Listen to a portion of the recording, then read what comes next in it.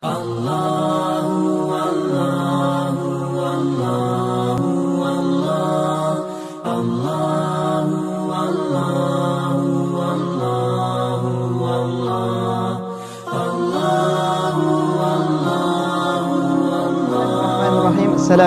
warahmatullahi wabarakatuh. Alhamdulillahilladzi khalaqal laila wan nahara wasyamsa wal qamar. Wassalatu wassalamu ala sayyidina Muhammadin khairal khalqi wal bashar. Asyhadu an la ilaha illallah wahdahu la syarikalah wa asyhadu anna Muhammadan abduhu wa rasuluh la nabiyya wa la rasula ba'dah. Amma ba'du, faqad qala Allah ta'ala fil Qur'anil Karim wa huwa asdaqul qailin. A'udzu billahi minasyaitonir rajim. Bismillahirrahmanirrahim. Sanurihim ayatina fil afaqi wa fi anfusihim hatta yatabayyana lahum annahul haq. Ma'asyiral muslimin rahimakumullah, alhamdulillah. Pada kesempatan kali ini kita bisa bertatap muka. Sebelumnya marilah kita panjatkan puji beserta syukur kehadirat Allah Subhanahu wa taala, yang mana berkat kudrat dan iradatnya, berkat segala nikmat yang diberikan oleh Allah Subhanahu wa ta'ala, kita masih bisa bertatap muka walaupun dalam dunia maya. Salawat beserta salam semoga tetap tercurah limpahkan kepada baginda kita, yakni habibana wa nabiyana Muhammad sallallahu alaihi wasallam. Ma'asyiral muslimin rahimakumullah, insyaallah pada kesempatan kali ini kita akan membahas tentang pengantar sains Al-Quran, yang mana Al-Quran merupakan pedoman hidup kita. Al-Quran selalu seiring dengan perkembangan zaman.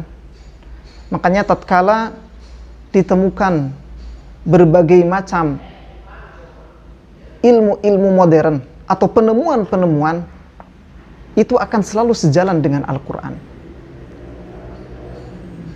Yang pertama, dalam pembahasan ini kita akan membahas dalil mengenai sains Al-Quran tersebut. Kemudian yang kedua, kita akan membahas tentang hubungan Al-Quran itu sendiri, hubungan Al-Quran dengan sains modern. Kemudian yang ketiga, kita akan membahas sedikit fakta-fakta ilmiah yang terkuak dari Al-Quran itu sendiri. Hadirin ma'asyiral muslimin rahimakumullah, banyak sekali dalil yang menyebutkan tentang fakta-fakta ilmiah yang terdapat di dalam Al-Quran.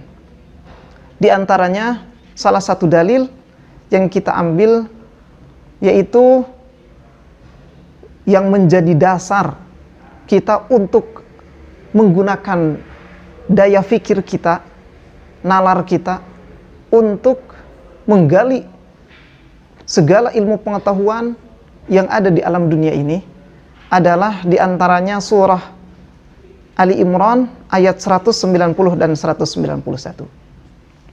A'udzu billahi minasy syaithanir rajim. Bismillahirrahmanirrahim. Inna fi khalqis samawati wal ardi wa ikhtilafil laili wan nahar la ayatin li ulil albab alladzina yadhkuruna Allaha qiyaman wa qu'udan wa 'ala junubihim وَيَتَفَكَّرُونَ فِي خَلْقِ السَّمَاوَاتِ وَالْأَرْضِ رَبَّنَا مَا خَلَقْتَ هَذَا بَاطِلًا سُبْحَانَكَ فَقِنَا عَذَابَ النَّارِ. Ma'asyiral muslimin rahimakumullah, di dalam surah Ali Imran ayat 190 dan 191 ini kita akan menemukan fakta ilmiah tentang penciptaan alam semesta ini, tentang penciptaan seluruh makhluk yang ada di dunia ini. Siapa sebenarnya yang menciptakan seluruh makhluk yang ada di dunia ini? Sebelumnya sedikit tentang surah Ali Imran. Surah Ali Imran merupakan salah satu surat di dalam Al-Quran yang mempunyai arti keluarga Imran, yang mana surah Ali Imran ini adalah surah yang ketiga, terdiri dari 200 ayat yang terdapat dalam juz yang ketiga dan juz yang keempat. Kemudian surah Ali Imran ini menceritakan tentang keluarga Imran yang terdapat dalam ayat yang ke-33, Innallaha astafa Adama wa Nuha wa ala Ibrahim wa ala Imran 'alal alamin. Jadi di dalam surah Ali Imran ini nanti akan dibahas tentang keluarga Imran, yang mana Imran merupakan ayah dari Siti Maryam, yang mana Siti Maryam merupakan ibunda dari Nabi Isa alaihissalam. Hadirin ma'asyiral muslimin rahimakumullah, asbabun nuzul dari surah Ali Imran ayat 190 dan 191 ini, menurut At-Tabari dan Ibnu Abi Hatim dari Ibnu Abbas dalam sebuah kitab karangan Imam As-Suyuti yaitu Asbabun Nuzul, adalah ketika orang-orang Quraisy datang kepada Ahlul Kitab, datang kepada Yahudi, kemudian ia meminta penjelasan dari orang Yahudi tersebut tentang tanda-tanda atau mukjizat-mukjizat yang dibawa oleh Nabi Musa alaihissalam. Maka orang Yahudi tersebut dengan bangga menjelaskan mukjizat-mukjizat Nabi Musa, bahwa Nabi Musa bisa merubah tongkat menjadi ular, kemudian Nabi Musa bisa mengeluarkan cahaya dari telapak tangannya, sebagaimana yang tertera di dalam surah Al-A'raf ayat 106 sampai 109. Qala in kunta ji'ta bi ayatin fa'ti biha in kunta minas sadiqin. Fa'alqa asahu fa idza hiya thu'banun mubin wa naza'a yadahu fa idza hiya baydha'u lin-nadirin. Ketika itu Nabi Musa diminta oleh Firaun, kemudian Firaun meminta Nabi Musa, jika benar kamu adalah seorang rasul, maka bawalah bukti yang menandakan bahwa kau itu adalah rasul. Maka Nabi Musa dengan seketika menjatuhkan tongkatnya, fa'alqa asahu fa idza hiya thu'banun mubin. Maka tongkat tersebut berubah menjadi ular. Wa naza'a yadahu fa idza hiya baydha'u lin-nadirin. Kemudian mengeluarkan tangannya, yang mana tangan tersebut keluar sinar dari tangan tersebut. Hadirin ma'asyiral muslimin rahimakumullah. Ketika kaum Quraisy tersebut datang kepada kaum Yahudi, kemudian yang kedua selanjutnya kaum Quraisy tersebut datang kepada kaum Nasrani meminta tanda-tanda tentang Nabi Isa alaihissalam, tentang kemukjizatan Nabi Isa alaihissalam. Maka dengan bangga kaum Nasrani memberitahukan mukjizat-mukjizat Nabi Isa, bahwa Nabi Isa bisa menghidupkan orang mati, Nabi Isa bisa menyembuhkan orang yang berpenyakit kusta, sebagaimana dalam surah Ali Imran ayat 49, Anni akhluqu lakum minat tini kahayati tayri fa'anfuhu fihi fayakunu tayran biidnillah wa ubri'ul akmaha wal abrasa wa uhyil mauta biidnillah. Lalu setelah kaum Quraisy tersebut mengetahui tentang mukjizat Nabi Isa dan Nabi Musa, maka kaum Quraisy tersebut datang kepada Nabi Muhammad sallallahu alaihi wasallam untuk meminta mukjizat Nabi Muhammad sallallahu alaihi wasallam sebagaimana mukjizat Nabi Musa atau Nabi Isa yang tadi. Maka Nabi Muhammad berdoa kepada Allah Subhanahu wa taala supaya diturunkan mukjizat sebagaimana permintaan yang tadi. Kemudian permintaan orang Quraisy itu ingin menjadikan bukit Sofa dan bukit Marwah, wahai Nabi Muhammad SAW, jika kau seandainya benar-benar Nabi dan utusan Allah Subhanahu wa Ta'ala, maka jadikanlah Bukit Sofa dan Bukit Marwah ini menjadi emas. Maka ketika itu Nabi Muhammad berdoa, tetapi apa yang terjadi? Allah Subhanahu wa Ta'ala tidak menjadikan Bukit Sofa dan Bukit Marwah tersebut menjadi emas, tetapi menurunkan surah yang sangat luar biasa ini, yaitu surah Ali Imran ayat 190 dan 191. Lihat, inna fi khalqis samawati wal ardi wa ikhtilafil laili wan nahari laayatin liulil albab.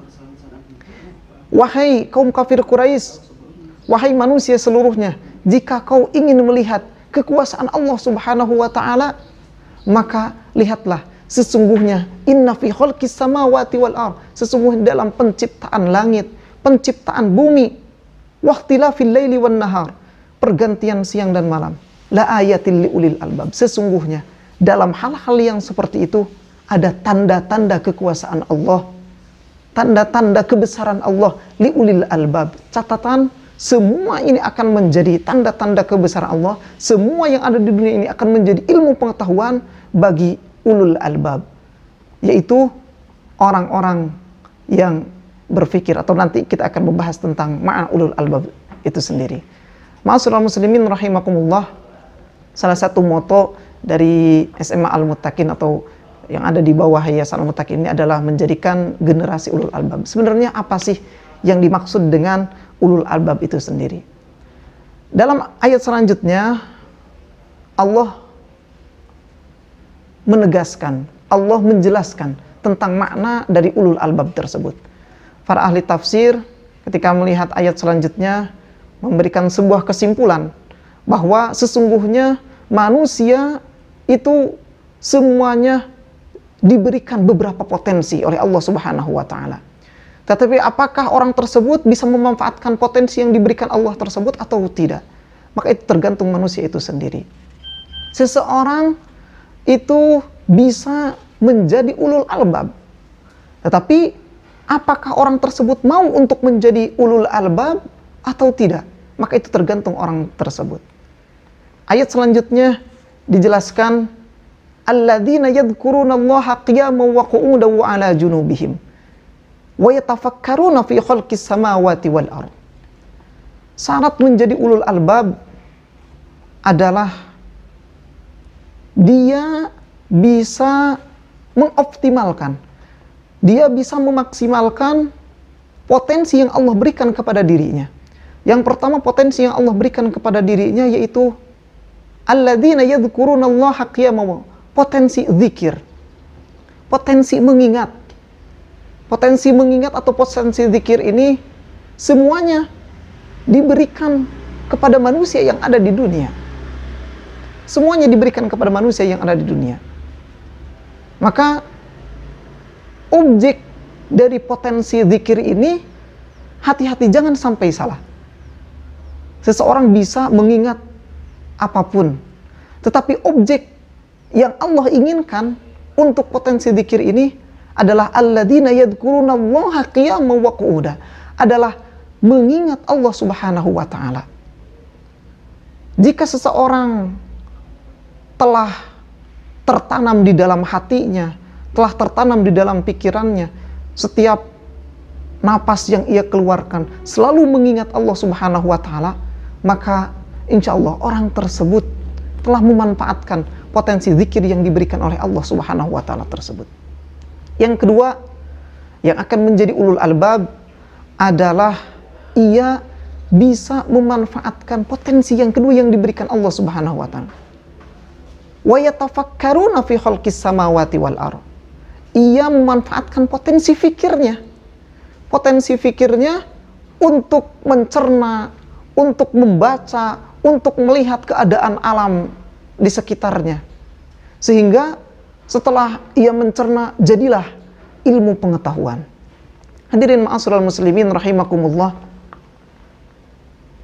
Syarat dari ulul albab ini adalah terpenuhinya dua potensi yang Allah berikan tersebut. Jika salah satunya tidak terpenuhi, maka dia bukanlah ulul albab. Mungkin dia seorang ahli zikir, tetapi dia tidak bisa melihat keagungan Allah yang lainnya. Mungkin dia seorang ahli yang berfikir, tetapi dia tidak mengingat Allah Subhanahu wa Ta'ala, seperti ilmuwan-ilmuwan barat ataupun yang lainnya. Maka yang tidak memenuhi dua syarat tersebut bukanlah yang dinamakan dengan ulul albab. Hadirin ma'asyiral muslimin rahimakumullah, ya, marilah kita tutup kultum kali ini dengan membaca doa kafatul majlis. Subhanakallahumma bihamdika asyhadu an la ilaha illa anta astaghfiruka wa atubu ilaik. Assalamualaikum warahmatullahi wabarakatuh. لو كان بيننا الحبيب لدنا القاسي والقريب من طيبة قبل المغيب طالبا قرب الحبيب بقربه النفس تطيب وتدعو